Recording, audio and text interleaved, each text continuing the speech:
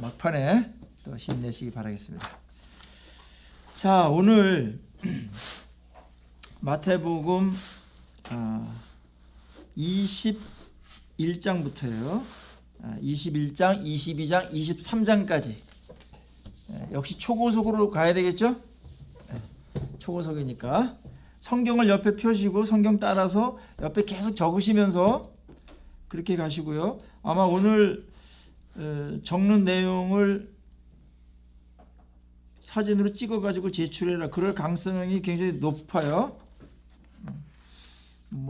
이 얘기는 저번에 안 했을 때도 사실은 다 해야 되는 얘기지만 오늘 아예 공개를 하고 그렇게 하도록 하겠습니다. 자, 21장에서는 예수님께서 예루살렘으로 입성하시는 그런 장면이 나오죠. 이게 예수님께서 예루살렘에 입성하는 게 왜 중요하냐면은 십자가를 지시러 가기 때문에 거기서 인류를 위한 고난과 죽으심과 부활하심과 이 모든 놀라운 역사를 예루살렘 입성해서 그 한 주간 인류 역사를 바꾼 한 주간이 될 거예요. 그래서 성경은 마태도 그 중요성을 알기 때문에 28장 중에서 예루살렘으로 가는 그 입성부터 28장까지 무려 일주일간의 그 이야기를 8장에 걸쳐서 기록한 겁니다. 그러니까 성경은 예수님의 일생을 기록했는데 청소년 시절이나 이럴 때는 거의 생략을 했고 아주 유아 때 탄생의 의미가 있으니까 그때 1장, 2장 정도 썼고요. 나머지 공생애 그리고 30살 3년 동안의 사역, 공생애 30살 됐던 3년 동안의 공생애의 마지막 그 한 주간 그 주간을 가장 길게 쓰고 있다. 그만큼 이 한 주간은 어마어마한 일이고 하나님께서 일주 동안에 창조하셨던 사역만큼이나 이 일주일 동안은 인류 역사에 대변혁을 가져다 주는 그런 엄청난 사역이 집중되어 있는 역사적인 시간이다. 그렇게 보시면서 오늘 아주 시작을 그렇게 거창하게 시작을 하겠습니다. 예수님께서 예루살렘에 입성하기 전에 그 나귀 새끼에 대한 이야기가 맨 앞에 나와요. 21장 2절에 보면은 제자들로 하여금 맞은편 마을로 가서 나귀 새끼를 끌어와라. 만일 누가 무슨 말 하거든 주가 쓰시겠다고 하면 그 사람이 즉시 보낼 것이다. 이렇게 얘기를 해요. 나귀의 준비에 대한 이야기인데 우리들로 하여금 당황스럽기도 하고 주인에게 미리 말씀해 놓으셨나? 또 그 나귀 새끼 거기 있는 건 어떻게 아셨지? 여러 가지 추측이 있고 많은 사람들의 해석이 있었어요. 그러나 그건 알 수가 없고 예수님의 어떤 그 능력과 전지하심과 이런 부분들을 여기서 드러내시면서 스스로 나귀를 선택하셨다. 지나가는 나귀를 이제 이렇게 탄 게 아니고 예수님께서 아예 나귀 새끼를, 나귀도 아니고 나귀 새끼를, 백마가 아니고 나귀 새끼를 타려고 하셨다. 그것이 더 중요합니다. 어떻게 나귀 새끼를 구입을 하셨냐? 우리는 거기에 관심인데 마태는 그게 아니고 예수님께서 왜 나귀 새끼를 타시고 가시려고 했는가? 이제 여기에 더 관심을 기울이도록 독자들을 유도하고 있습니다. 그것은 이제 4절서부터 그 5절에 나오는 이제 스가랴서에 나오는 예언을 성취하기 위함이죠. 그 5절에 보세요. 시온 딸에게 이르기를 내 왕이 내게 임하나니 그는 겸손하여 나귀 곧 멍에 매는 짐승의 새끼를 탔도다 하라 하였느니라. 이제 그러니까 예수님께서 일주일 사역을 행하실 때 마음대로 막 하는 게 아니고 성경을 다 이루시면서 간다. 여기서 예수님께서 보여주었던 구세주의 모습은 메시아의 모습은 겸손의 왕의 모습이죠. 나귀 새끼를 탔다는 것 자체를 성경 자체가 겸손하여, 그는 겸손하여 나귀 짐승의 새끼를 탔다. 메시아잖아요. 창조주잖아요. 만왕의 왕이잖아요. 그분이라면 백마를 타고 가도 사실은 부족한데 나귀도 아니고 나귀 새끼를 타고 갔다. 엄청난 벤츠와 그 다음에 사이카의 호의를 받으면서 불을 번쩍번쩍하면서 경호원들이 쫙 가고 나팔수가 불고 군대가 막 열병을 하고 막 이래야 되는데 티코를 타고 딱 등장하셨다. 그러니까 옛날에 그 왕들하고 예수님의 왕의 모습이 얼마나 다른가를 이제 대비시켜 줍니다. 예수님은 우리의 왕이시지만 세상의 어떤 왕보다도 크시고 시저보다도 크고 바로보다도 크지만 그분은 겸손의 왕으로 우리에게 오셨다. 그걸 보여주기 위한 것이죠. 그의 행차를 통해서 그가 우리를 어떻게 섬기시고 대해 주실 것인가를 가늠하게 합니다. 자, 11절서부터는 그 앞부분에 나귀 새끼를 제자들이 끌고 왔을 때 이제 그가 입성을 하고요. 그때 이제 8절서부터는 무슨 일이 벌어지냐면 환영 인파들이 몰려들지요. 그래서 종려나무가지를 베어서 펴고 그 다음에 소리를 높여서 호산나 다윗의 자손이여 찬송하리로다. 이런 이제 찬양이 울려 퍼집니다. 그래서 이 환영, 이렇게 대대적인 환영받은 예가 예수님께서 일생 동안에 별로 없었어요. 그런데 이제 입성할 때 이런 환영을 받으시는데 이 환영조차도 내용을 알고 들어가 보면은 예수님을 제대로 알고 환영한 건 아니었어요. 무슨 목적으로 이들이 모였냐면 예수님의 소문을 듣고 왔고 그 다음에 예수님께서 메시아라는 것들 때문에 그들의 기대감, 정치적인 지도자, 로마로부터 해방되어지고 다윗의 왕과를 회복시킬 그러한 민족적인 지도자가 드디어 왔다라는 소문 때문에 남녀노소가 길거리에 궁금해서도 나오고 그 다음에 오랫동안 기다렸기 때문에 그들이 나와서 예를 표한 것은 맞습니다. 그리고 호산나 다윗의 자손이요 찬송하리로다 라는 말도 믿음이 전혀 없는 것은 아니었어요. 호산나라는 말은 지금 구원하소서 그런 뜻이거든요. 지금 구원해 주십시오. 호산나. 다윗의 자손이라는 말은 메시아라는 뜻이고요. 찬송합니다. 이렇게 굉장히 떠들썩한 환영을 받으면서 나귀를 타고 들어가시는 모습 여러분들 머릿속에 상상을 해보시고요. 그럴 때 10절에 예수께서 예루살렘에 들어가셨는데 온 성이 소동을 했다. 웅성웅성하고 뭐 굉장히 화제 인물이 아니었겠습니까? 그들이 이랬어요. 그가 누구냐? 서로들 물었어요. 누군데 우리가 이렇게 하냐? 11절에 이제 예수님에 대한 인식이 이 정도였어요. 무리가 이르되 갈릴리 나사렛에서 나온 선지자 예수라 하니라. 선지자로 봤다. 선지자로.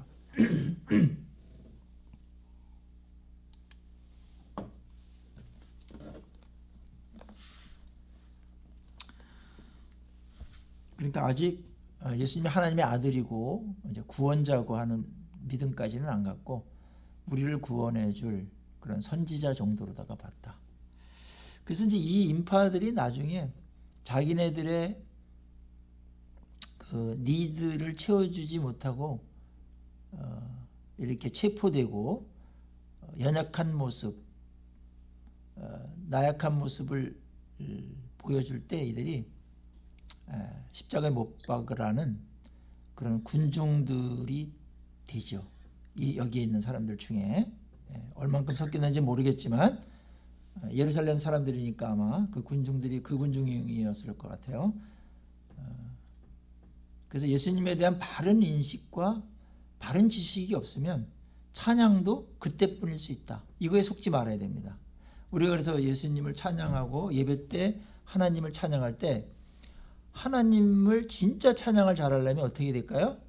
하나님을 더 잘 알아야 돼요.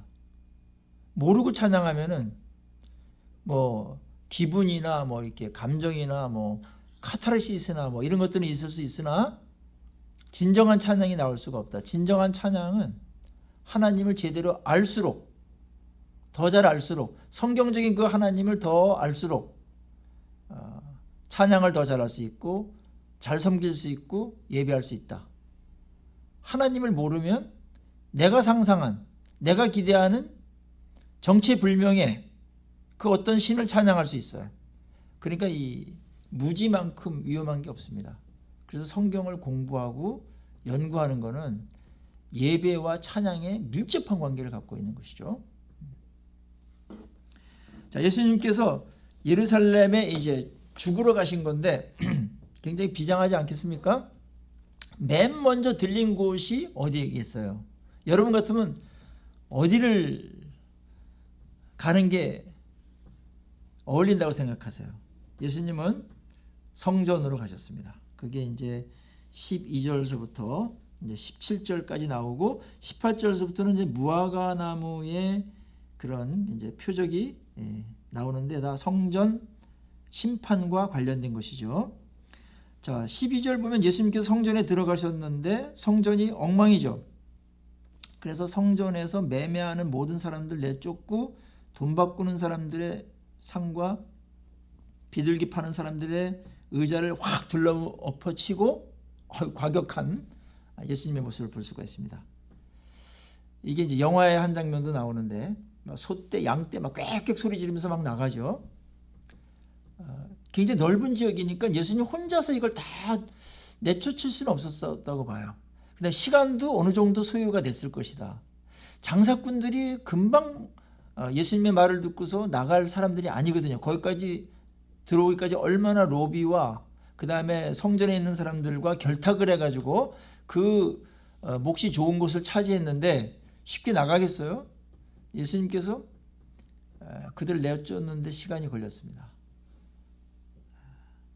이거는 성전을 청결하게 한다라는 것보다는 성전을 심판하는 것으로 보는 게 더 해석이 맞아요. 왜냐하면 성전 청결이 목적이었다면 다시 쓰려고 했을 텐데 리모델링이 아니고 성전을 심판하는 모습으로 예수님께서 가신 것입니다.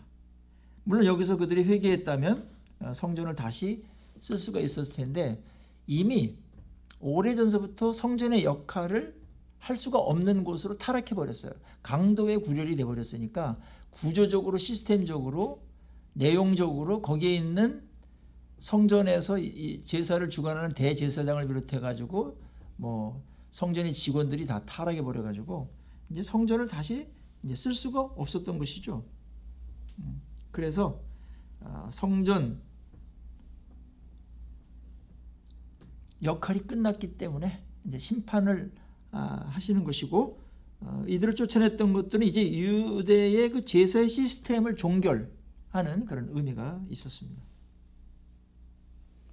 그런데 이상한 것은 예수님께서 이렇게 채찍을 들고 6월절 기간 아니겠어요? 이제 사람들이 막 인파를 오기 때는 경비병들이라는 로마 사람들도 다 이제 비상사태로 돌입하는데 혹시 시위가 일어날까봐 예수님께서 거기서 굉장히 소요를 일으키고 문란하게 막 이렇게 무질서한 어떤 이제 폭행 같은 어떤 일을 하는 건데 누구도 말리지 않았다라는 거예요. 왜 그랬을까요? 우리는 이걸 그냥 넘어가는데 성전에 경비원들이 있거든요. 그 사람들도 지켜보고만 있었다. 누구도 그를 말리려는 사람이 없었다. 여러분 이거에 대해서 어떻게 생각하세요? 성경은 그거에 대해서 독자들에게 상상력에 맡깁니다. 저의 상상력은 이거예요. 진짜 주인이 온 것처럼 예수님께서 하신 거예요. 표정을 딱 보니까 이거는 주인이야. 그렇지 않고는 저런 열심과 저런 열정과 확신과 권세가 생기지 않아. 마치 아버지가 어느 해안가에다가 별장을 져놨는데 아들이 몇 달 만에 가봤어요. 그랬더니 거기 소주병이 막 있고 막 부탄가스 막 이렇게 라면 끓여 먹던 게 막 있고, 그런데 논팽이들이 몇 명이서 웅크리고 자고 있어. 고스톱도 치고 있어. 그랬을 때 그 아들이 어떻게 하겠어요? 너희들 누구야? 여기가 이렇게 더럽히고, 에? 우리 아버지 집에서 이게 무슨 짓이야? 그러면서 막 부탄가스도 막 던지고 화투판도 엎어버리고 나가! 이렇게 했을 때 그 표정을 가만히 보니까 진짜 아들 같거든. 그러면 주춤주춤 나간단 말이에요. 만약에 이런 상황? 연상할 수가 있어요. 그래서 다른 요한복음에 하나님의 성전을 사랑하는 열심이 그를 삼켰다. 이런 표현을 하는데 그게 힌트예요. 그 열정과 그게 성전을 사랑하는 그게 막 있어가지고 저분은 진짜 주인이네. 다들 그래서 지켜보고 있었던 것이고 말릴 수가 없었어요. 예수님께서 13절에 그들에게 쫓아내면서 말합니다. 기록된 바 내 집은 기도하는 집이라 일컬음을 받으리라 하였거늘 너희는 강도의 소굴을 만드는도다 하시니라. 성전의 기능, 기도하는 집이다. 만민이 기도하는 집이다. 기도는 하나님과 소통하는 곳이라는 것이고요. 기도를 통해서 죄사함을 받고, 또 성전은 그 이외에 많은 역할들이 있는데 가장 중요한 게 기도를 통해서 죄사함을 받는 것이죠. 옛날에 성막서부터 성전서부터 그래야 민족이 살잖아요. 성전이 중요했던 것은 뭐냐면 죄사함을 받아서 하나님의 임재가 있고 하나님의 다스림과 하나님과 동행함과 하나님의 말씀과 축복이 임하게 하는 역할을 성전이 하는 거거든요. 그리고 인간은 죄를 지으니까 하나님하고 교제를 하고 관계를 맺고 언약을 성취하고 예배를 드리고 그의 복을 받아야 되는데 그래 살잖아요. 근데 우리가 제사를 방편으로 해가지고 하나님께 나간단 말이에요. 거기서 제사함을 받잖아요. 근데 성전의 기능이 마비돼 버리면 하나님께 나갈 수 있는 방법이 없어져 버리는 거예요. 두절되면서 다 불안해질 뿐만 아니라 불행해진다. 재앙이 임한다. 예수님은 성전의 중요성을 아셨기 때문에 성전을 다시 복원시키기 위한 노력을 가장 먼저 했다.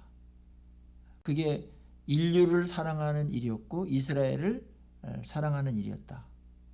오늘날 우리가 세상을 가장 사랑하는 일, 그 다음에 우리가 성도들을 가장 유익하고 사랑하는 일은 교회를 교회답게 하는 겁니다. 예배가 살아있는 거.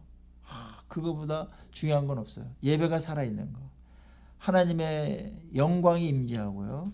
성령의 역사가 일어나고 우리가 기도하면 하나님께서 그 기도를 들으시고 우리를 용서하시고 응답하시고 하는 그런 교회의 기능 말이에요. 이게 망가지면 세상은 치명적인 불행을 당하게 된다. 성도들도 어마어마한 불행을 당하게 된다. 그래서 교회를 지켜내는 것, 교회를 살려내는 것, 교회가 역할을 제대로 하는 것, 그래서 건강한 교회, 정상적인 교회가 되는 것만큼 중요한 것은 없다. 예수님께서 왜 그렇게 많은 해야 될 일들이 많은데 성전을 가셨겠어요? 그거를 회복해야만 다른 것들도 추가적으로 이제 회복이 가능하기 때문에 그렇죠.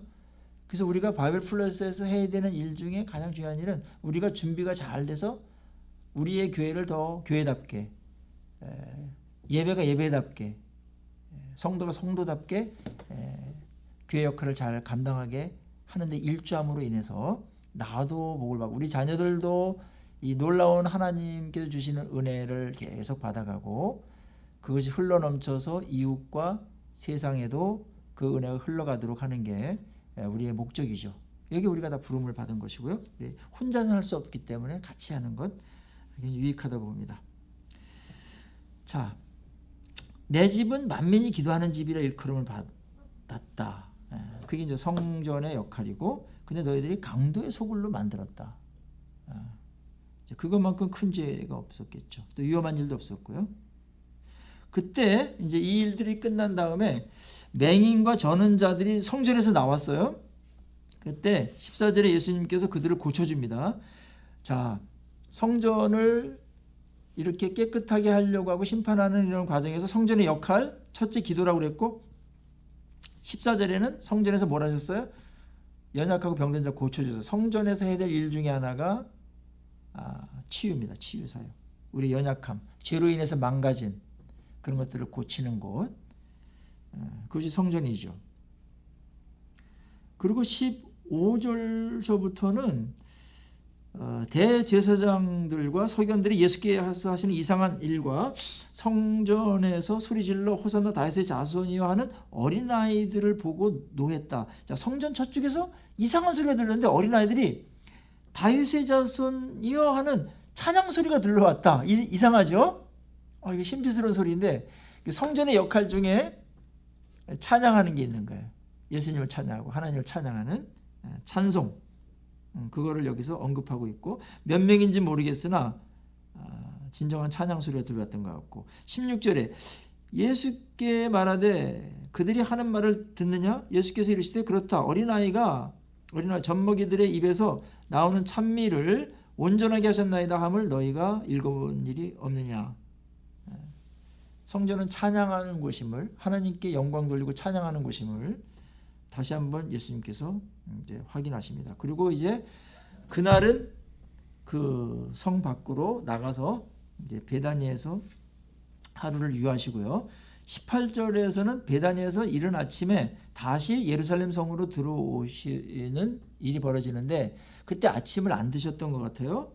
근데 시장하셔가지고 이렇게 한 무화과 나무 곁을 갔는데 잎사귀가 무성했는데 잎사귀만 있고 열매가 없었어요. 그래서 예수님께서 이제부터 영원토록 내가 열매를 맺지 못하리라, 그렇게 무화과 나무를 저주하셨어요. 그러자 무화과 나무가 곧 말라 비틀어서 죽었다.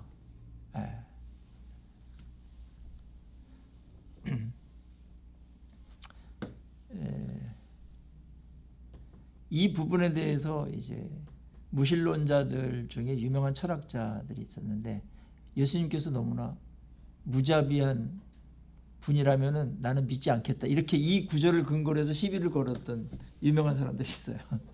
예수님께서 어떻게 나무를 괜히 그렇게 죽이냐. 그리고 이때는 열매 맺지 않는 시절이기도 한데 왜 열매가 없다고 나무를 탓하면서 본인이 시장하다고 그래서 신경질적으로 이렇게 죽이냐, 뭐 이렇게 시비를 거는 사람들이 있었어요. 여러분들 어떻게 생각하세요?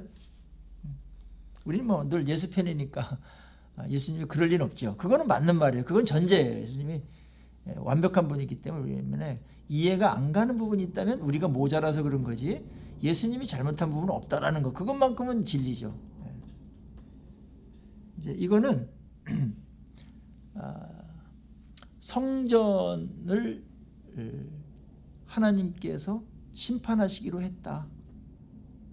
그것을 표적으로 보여주신 것입니다.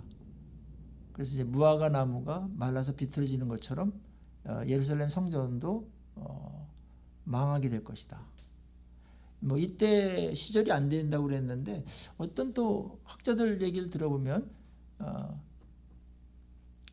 무화과 나무는 계속 이렇게 이제 꽃 피고 열리고 열매 맺는 게 아니잖아요. 무화과는 그냥 꽃이 열매잖아요. 그래서 이때도 열매가 열린다, 이렇게 이제 주장하는 분들이 있어요. 그쪽에 사시는 분들도 뭐 그런 주장을 하는 분들이 있습니다. 뭐 혹 그렇지 않더라도 하나님께서 예표를 보여주시기 위해서 이렇게 충분히 그 의미만 취할 수 있도록 하실 수 있죠. 근데 중요한 거는 예수님께서 말씀을 하시자 그 나무가 말씀한 대로 그대로 죽었다라는 겁니다. 그때 이제 제자들이 그걸 이상히 보고 무화과 나무가 어떻게 이렇게 말랐습니까? 이게 하나의 기적이잖아요. 그때 예수님께서 이렇게 말씀하세요. 21절에 내가 진실로 너에게 이르노니 만일 너희가 믿음이 있고 의심하지 아니하면 이 무화과 나무에게 된 이런 일만 할 뿐 아니라 이 산도로 들려 바다에 던져지리라 하여도 될 것이요 너희가 기도할 때 무엇이든지 믿고 구하는 것은 다 받으리라 하시니라. 자, 제자들은 어떻게 이런 기적이 일어났습니까?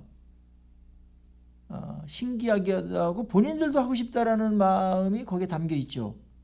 그때 예수님께서 이걸 기도랑 연결시켜요. 믿음하고 연결시켜요. 아까 성전 얘기를 할 때 뭐라고 그랬어요? 내 집은 만민이 기도하는 집이라고 그랬죠. 그래서 예수님이 새 성전이 된 그런 성전은 기도하는 곳이고, 믿음으로, 그 예수님을 믿음으로 기도했을 때 그때 놀라운 기도의 응답이 벌어질 것이다. 산을 옮긴 주십시오 하면 그것도 들어줄 정도의 놀라운 능력이 나타나는 새 성전이 될 것이다. 그러니까 오늘날 교회가 회복된다는 얘기는 기도 소리가 계속 들린다는 얘기고, 하나님께서 그 기도를 응답하시고 거기서 그 기도의 응답으로 우리의 삶이 영이 되는 것이죠. 여러분들, 솔로몬이 성전을 바친 다음에 봉헌식에서 솔로몬의 장엄한 기도가 몇 장 나오죠. 어마어마해요. 솔로몬의 기도가. 뭐 대표적인 게 이제 역대상 이제 에서 나오는 기도라든지 어마어마한 기도들이 많이 나오는데, 그러니까 예수님은 우리가 예수님 공동체로서 오늘날의 이 교회, 우리의 모임에서 예수님께서 약속하신 게 있어요. 또 이루어지길 바라는 건 뭐냐면 하나님하고 소통하는 것이고, 그 소통 가운데 하나님은 우리에게 말씀하시고, 그 다음에 우리는 뭐예요? 하나님께 기도드리는 거. 그게 이제 오늘날의 예수님 중심의 성전의 모습이다. 그 이야기를 하고 있는 것입니다. 성전의 역할, 기도의 응답까지 얘기하신 다음에 굉장히 중요한 한 가지를 더 말씀하시는데, 그것은 말씀입니다. 24절 보세요. 예수께서 대답하시되 나도 한 말을 너희에게 물으리니 너희가 대답하면 나도 잠깐만요. 요거는 예수님의 이제 권위에 대한 얘기고요. 한 가지를 더 얘기했다면 하나님께서 말씀을 하고 그 말씀이 이루어지는 곳이다. 그러니까 성전의 굉장히 중요한 부분은 이제 기도라고 되어 있지만, 기도는 사실은 쌍방이 서로 대화하는 것이잖아요.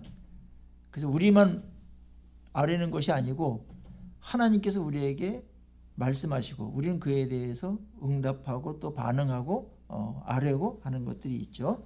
그래서 성전에서 중요한 이제 기능들 중에 하나는 또 말씀이다. 그것이 이제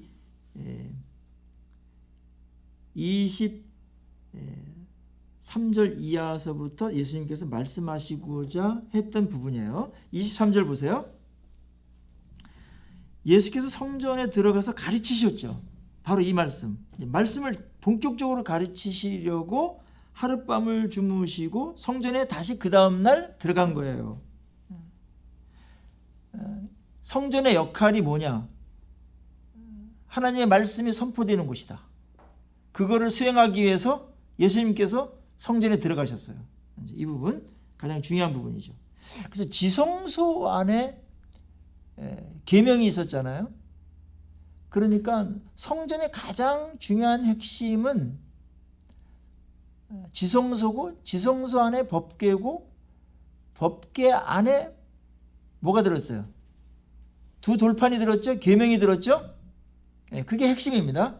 그러니까 말씀이 없는 곳은 성전이 아니에요. 지성소가 될 수가 없어요. 그리고 그 말씀을 덮은 그 위에 뭐가 있어요? 그룹들이 있었죠. 그룹들이, 천사들이 있었죠. 그건 하나님의 임재를 말하고, 거기에 속죄소가 있었죠. 속죄소에다 피를 뿌리거든요. 대제사장이. 세 가지의 기능이 교회에 반드시 있어야 돼요. 말씀, 그 다음에 하나님의 임재, 영광, 그 다음에 뭐예요? 죄사함. 그것은 기도로다가 이루어지는 것이죠. 그게 이제 성전의 모형이었고요. 오늘날 교회에 반드시 있어야 될 세 가지: 말씀, 하나님의 임재, 그 다음에 속죄, 죄를 사함받는 일, 기도를 통해서. 그래서 예수님께서 말씀을 하는데 대제사장들과 장로들이 나왔어요. 그리고 어저께 있었던 사건이 보통 일이 아니었기 때문에 자기네들끼리 이야기를 했겠죠. 이번에는 예수님께서 가르칠 때 무엇을 문제 삼았냐면은 예수님의 가르치는 내용이 아니라 예수님의 그 권위에 대해서 문제 삼았습니다. 내가 무슨 권위로 이런 일을 하느냐, 또 누가 이 권위를 주었느냐, 이렇게 시비를 걸었습니다. 무슨 권위로 당신이 가르쳐 여기서 성전에서, 그렇게 말했죠. 그때 이제 예수님께서 랍비들이 보통 이제 답변할 때 되묻는 그런 기법이 있었거든요. 그때 예수님께서 이렇게 그들에게 대답했어요. 나도 한 말을 너에게 묻겠는데 너희가 대답하면 나도 무슨 권위로 이런 일을 하는지 말하겠다. 요한의 세례가 어디로부터 왔냐? 하늘로부터 왔냐? 사람으로부터 왔냐? 이렇게 물었어요. 그들이 막 이제 의논을 했어요. 만약에 하늘로부터 왔다 하면 왜 너희들 요한의 말을 안 들어? 그렇게 말할 것이고요. 사람으로부터 왔다 하면은 백성들이 다 그를 선지자로 믿었기 때문에 여론과 그 다음에 백성들로부터 공격을 받겠죠. 니들이 잘못했어 이렇게 되는 것이고요. 니들이 가짜야 이렇게 되는 것이니까 그들이 의논하다가 대답을 하기가 어려웠겠죠. 26절에 그 말을 한 거예요. 만일 사람부터 하면 모든 사람이 요한을 선지자로 여기니 백성이 무섭다 하여 예수께 대답하여 이르시되 우리가 알지 못하겠습니다. 그때 예수님께서 나도 무슨 권위로 이런 일을 하는지 너에게 이르지 않겠다. 그랬습니다. 그러면서 예수님께서 그러나 너희 생각에는 어떠하냐? 어떤 사람에게 두 아들이 있는데 이렇게 말하면서 그거에 대한 이제 답변 쪽으로다가 세 가지의 이제 비유가 여기서 들어갑니다. 하나는 두 아들의 비유와 해설이 28절 32절, 그 다음에 또 다른 이어지는 비유는 포도원 농부의 비유가 33절서부터 이어지죠.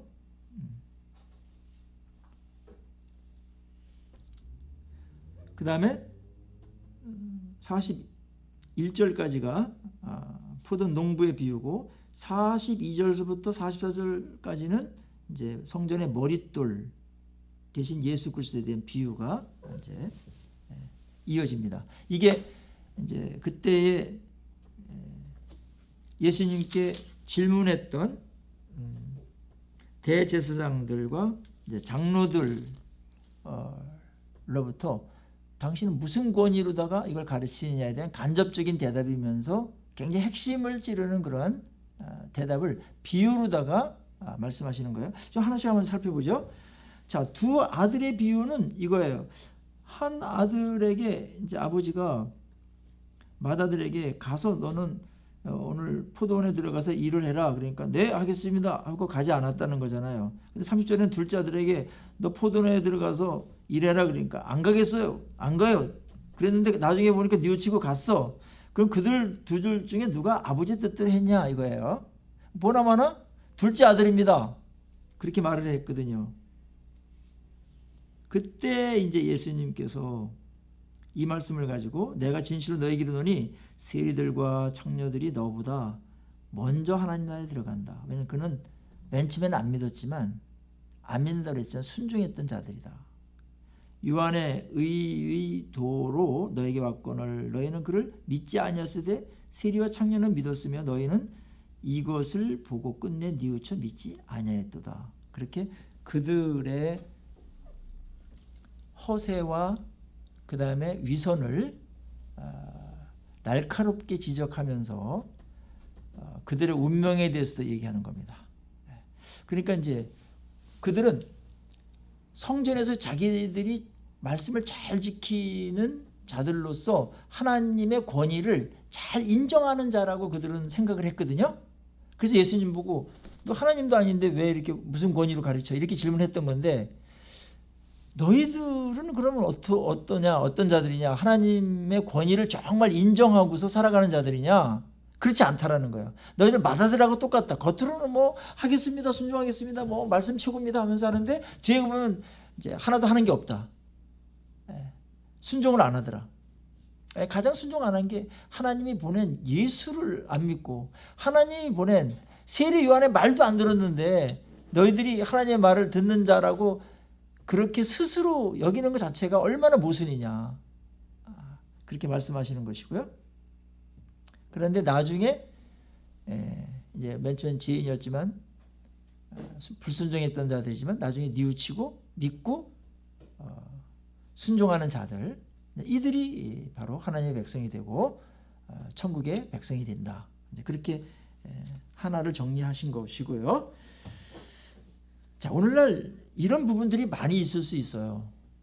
겉으로는 막 혼자 다 잘 믿는 것 같은데 가정생활이나 혼자 있을 때 보면은 말씀을 전혀 안 지키는, 또 중요한 결정할 때 보면은 완전히 세상 사람하고 똑같이 세상 사람보다 심하게 어떤 것을 하는 그런 교인들이 있을 수 있죠. 그런 자들에 의해서 교회는 이미지가 망가지고요. 전도의 문이 막히고 그 위선에 의해서 교회를 불신하게 되는 그런 일들을 하게 되는 것이죠. 굉장히 위험한 것이죠, 이게. 네, 근데 어느 종교나 이런 게 있는데 기독교는 유독 이제 이런 부분들이 사탄과 결탁을 해가지고 올 수 있기 때문에 내가 정말 기도는 뭐 순교라도 할 것처럼 막 그러는데 진짜 그런가? 그렇게 뭐 말하는 거야 뭐 좋지만은 그게 행하지도 않으면서 그냥 말만 과시하고 인정받으려고 하는 것은 아닌지 항상 정직해야 됩니다. 하나님 앞에 늘 서야 되고. 그래서 말씀으로 나를 계속해서 조명하고 정직하게 말씀 묵상하지 않으면요, 관념적이거나 피상적으로 믿어서 굉장히 형식적인 믿음이 되면 이런 신앙으로 갈 확률이 굉장히 높아져요. 위험해져요. 이거는 뭐 목회자도, 이런 목회자들이 교회사를 통해서 많고 뭐 교회사까지 뒤져볼 거 없이 뭐 우리가 사는 이 땅에도 그런 이제 분들도 많이 있는 것을 우리가 부인할 수가 없잖아요. 좀 무서운 것이죠.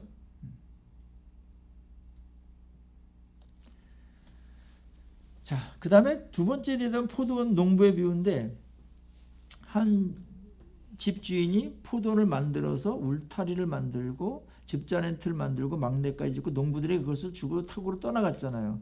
근데 열매를 거두려고 종들을 이제 농부에게 보냈는데 그 농부들이 종을 잡아다가 심히 때리고 하나는 또 죽이고 돌로 치고 막 이런 일이 벌어졌어요. 그거 안 주려고. 그래서 다시 이제 종들을 보냈는데 그들에게도 그렇게 또 했다. 나중에 이 주인이 아들을 보내면 이들이 아들이야 존대하지 않겠냐. 그래서 아들을 보냈는데 그 농부들이 그 아들을 보고 어떻게 했어요? 38절에 이는 상속자니 자 죽이고 그의 유산을 차지하자 하고 이에 잡아 포도원 밖에 내쫓아 죽였느니라. 그러면 포도원 주인이 올 때에 그 농부들을 어떻게 하겠느냐? 그렇게 질문했죠. 그들이 말하되 그 악한 자들을 진멸하고 포도원은 제때에 열매를 바칠 만한 다른 농부에게 새로 줄지어다. 그렇게 말했죠. 이제 여기서 이제 예수님께서 포도원은 하나님의 나라고요. 또 성전일 수도 있고요. 그 다음에 그 주인은 하나님이고, 그 다음에 그 맡긴 자들은 이제 성전 맡은 대제사장이나 이제 지도자들이죠. 그 다음에 종을 보낸 거는 이제 선지자들이나 그 다음에 이제 이 뭐예요? 이제 세례 요한 같은 이런 자들을 보냈어요. 열매를 거두려고. 열매는 안 보내고 그들을 핍박하고 죽였다. 그 포도원이 누구의 것인지를 일단 이 사람들은 몰랐던 것 같고 자기의 소유로 만들고 하나님의 것인데 주인의 것인데 지 멋대로 했다. 그리고 거기서 정당한 요구를 하고 정당한 말을 하는 사람을, 하나님의 특사를 보낸 자들을 환대하거나 대접을 할 일도 부족할 텐데 그들을 죽이기까지 했다. 아들까지 죽였다. 예수님을 죽인다라는 그런 것까지도 이미 여기서 말씀을 하신 것이죠. 그리고 그들에게 이 사람들 어떻게 하면 되냐, 스스로 묵도록 했을 때 그게 악한 자라고 말하고 포도원은 제때 열매를 바칠 만한 다른 농부들에게 새로 줄지어다. 이제 그렇게 됐죠. 나중에 예수님의 이 비유가 아주 날카롭습니다. 본인들이 거기에 농부라는 사실을 몰랐어요. 아주 못된 농부라는 사실을. 성전을 장악하고요. 그거로 자기의 기득권을 행사를 하면서 하나님의 요구인 열매는 내놓지 않았다. 하나님의 종들의 말도 듣지 않았다. 뭐 이런 이제 포도원이었었죠. 근데 세 번째의 비유는 이제 예수님께서 머릿돌이 된 비유인데, 이거는 성경에 건축자의 버린 돌이 머릿돌, 모퉁이 머릿돌이 되었나니 이것은 주로 말미암아 된 것이요 우리 눈에 기이하도다 함을 읽어본 일이 없느냐, 이렇게 말씀하시면서 43절에 그러므로 내가 너에게 이르노니 하나님의 나라를 너희는 빼앗기고 그 나라에 열매 맺는 백성이 받으리라. 예수님을 죽였는데 그래서 버렸어요. 성전에 아무 쓸데기 없는 것 같은 돌과 같았어요. 근데 그 돌이 성전을 지을 때 가장 중요한 머릿돌이 됐다. 머릿돌에서부터 모든 게 이어지는 거거든. 성전에 모든 게 주춧돌이죠. 거기서 다 이어져가 성전이 지어지는 건데, 예수님이 그러한 기이한 분이시다. 44절에 보면은 이 돌 위에 떨어지는 자는 깨지겠고 이 돌이 사람 위에 떨어지면 그를 가루로 만들어 흩으리라. 자, 돌은 예수님이잖아요. 예수님에 떨어지는 자는 누구예요? 예수님을 대적하는 자. 깨지겠고, 그 다음에는 돌이 그 사람에게 떨어지는 경우가 있어요. 예수님의 심판이죠. 그를 가루로 만들어 흩게 된다. 그러니까 예수님을 대적하고 예수님을 죽이고 했던 자들, 예수님을 대항하고 막 대적하고 했던 자들은 자기가 돌에 부딪히는 거예요. 그래서 자기가 죽고 깨지는 것이고, 그 다음에 예수님을 막 쳤는데 본인은 아직 괜찮아. 그때는 예수님께서 그 돌로다가 심판하신다. 굉장히 놀라운 비유죠. 돌로다가 이어지는 비유. 이 비유가 이제 세 가지가 이어지자 대제사장과 바리새인들이 이 비유를 이해했을까요? 못했을까요? 이해했어요. 45절 보세요. 대제사장들과 바리새인들이 예수의 비유를 듣고 자기들을 가르쳐 말씀하신 줄 알았어. 그러면 주님 저희들이 죽을 죄를 졌습니다 하면서 회개하시면 되는데, 알았으면서도 회개하는커녕 46절 예수를 잡아서 죽이려고 했어요. 그런데 무리를 무서워해가지고 예수를 선지자로 알고 있는 무리들 때문에 예수를 죽이지는 못했다. 아직 때가 안 된 것이도 있었지만 이제 이들의 입장에서는 백성들의 지지를 받고 있는 예수님이기 때문에 죽이지 못했다. 자, 여기서 굉장히 중요한 운명의 순간이 있는 건데, 예수님께서 말씀을 했을 때 회개하는 자는 사는 것이고요, 회개하지 않고 회개하기 싫어가지고 그 메신저를 죽이려고 하는 자가 있어요. 메시지가 맞아요. 그래서 메시지는 없앨 수는 없어. 근데 메시지 때문에 괴로워. 회개하면 되는 건데 회개는 안 하고 메신저를 죽이려고 한다. 아주 악한 거죠. 그게 이제 돌에 부딪히는 것이고 돌에 맞을 짓을 하는 것이다. 그래서 하나님의 말씀을 대할 때 회개하고 돌아오는 것만큼 큰 은혜가 없는 것이죠. 깨닫기도 어려운 거지만 깨달았을 때 말씀에 어떻게 반응하는가 굉장히 중요하고요. 그래서 여러분들이 말씀을 읽거나 그 다음에 또 설교를 들을 때 마치 나 혼자를 세워놓고 말씀하는 것 같은 느낌을 받을 때가 있어요. 그때 여러분 어때요? 창피해가지고 그냥 설교자가 미워요? 나를 치네? 막 이렇게 해요? 쳐도 그거는 복입니다. 하나님이 나한테 말씀하는 거거든요. 하나님 감사합니다. 부끄럽지만 또 자존심도 상하지만 제가 이게 살 길이네요. 그러면서 돌아와야 되죠. 어떤 분은 그걸 복으로 생각 안 하고 목사님 왜 나만 칩니까? 이래가지고 삐져가지고 또 시험을 또 한참 걸리는 사람이 있는데 그게 얼마나 큰 복인데. 그렇게 하지 마세요. 그런 일들이 매주 일어나야 됩니다. 하나님이 나 하나 딱 세워놓고 말씀하시는 것 같은 일들이 매주 일어나야 돼요. 매주. 그 한 가지만이 아니거든요, 사실은. 스펄전이 굉장히 유명한 말 했어요. 어떤 사람이 너의 잘못을 지적해서 너를 이렇게 아주 괴롭게 하는 자가 있다면 그를 미워하지 말아라. 그를 원망도 하지 말아라. 왜냐하면 너는 그가 너의 잘못을 알고 지적하는 것보다도 훨씬 더 나쁜 놈이기 때문이다. 동의하세요? 전 동의해요. 어떤 사람이 나에 대해서 뭐 이렇게 이렇게 말할 때 있겠죠. 그때 그게 나의 일부예요. 잘못에 한 100분의 1 정도 말하는 거예요. 아, 천만다행이죠. 100분의 1만 알고 저렇게 짓거리니까 얼마나 감사해요.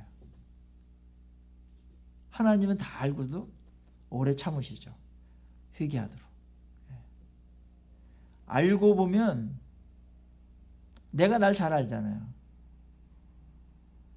다른 사람이 나를 나쁘게 생각하는 면이 있어요? 여러분 그거보다 훨씬 나쁩니다. 우리가 못됐고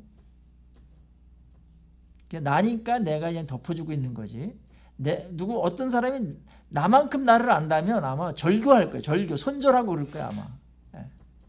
하나님께서 우리 자존심 세워주려고 그렇게까지는 안 하시고 다 까발리지 않으시고 그냥 회개할 때 기다리시고 회개하면 이제 없던 거로 해주시고 덮어주시고 이러니까 빨리빨리 회개하시고요. 깨닫게 된다는 거 엄청난 기회예요. 그거 엄청난 기회예요. 다른 사람이 나에 대해서 정확하게 뭘 이렇게 지적해 줬을 때 그 기분 엄청 나쁜 건 맞는데 그런 사역은 하지는 마세요, 여러분들. 근데 누군가가 그런 얘기를 했을 때 좀 이렇게 성숙하게 내가 나에 대해서 정확히 몰랐는데 저 사람이 나를 저렇게 정확하게 가르쳐줘서 컨설팅 돈도 안 들이고 이렇게 공짜로다가 나를 잘 가르쳐서 고맙네. 이렇게 좀 넓은 마음으로 하면 좀 어떨까요? 뭐 거기까지 가기가 좀 쉽진 않지만, 그러니까 충고가 있잖아요. 충고 같은 거. 뭘 지혜롭게 우리는 해야 돼요. 쉽게 너무 해도 안 돼. 기다리고 그런 게 더 많지만 어쩌다가 들리는 얘기가 그런 게 있다면 삐지거나 그러지 말자고요. 자기를 가다듬는 데 쓰고 그것도 하나님의 음성으로 들릴 때가 있으니까.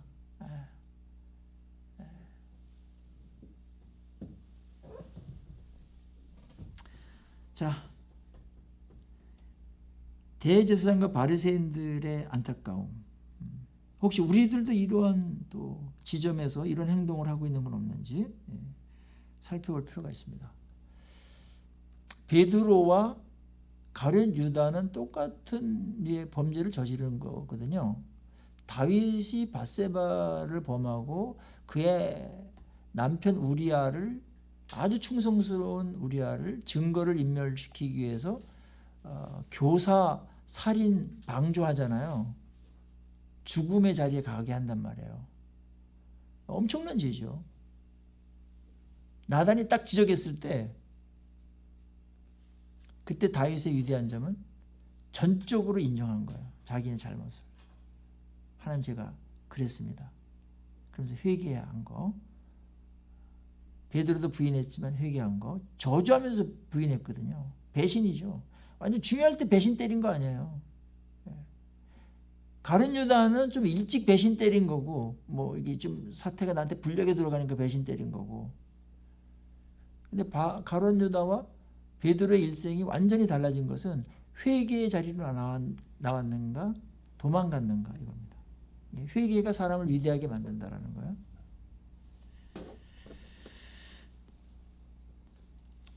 자, 22장 들어갑니다.